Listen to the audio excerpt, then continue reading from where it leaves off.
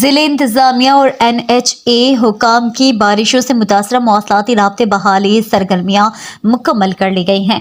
Princess of hope के मकाम पर गुआदर साहिली शाहराह को ट्रैफिक के लिए बहाल कर दिया गया।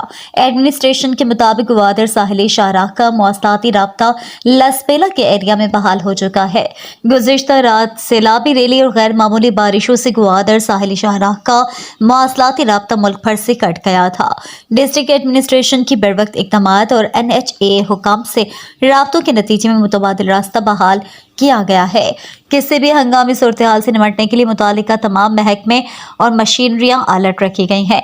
एडिशनल डिप्टी कमिश्नर जनरल लसपेला सईद यासीन अख्तर का कहना है कि जिला लसपेला के मुज़फ़्फ़ाती एरिया में जारी बारिशों की सूरत हाल को मॉनिटर किया जा रहा है।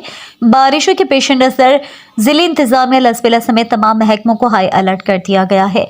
डिस्ट्रिक्ट एडमिनिस्ट्रेशन लसपेला ने मौसमी हालात को मद्देनजर रखते हुए गुआदर कराची रोड पर मुसाफिरों को गैर ज़रूरी सफ़र से गुरेज करने की हिदायत की है।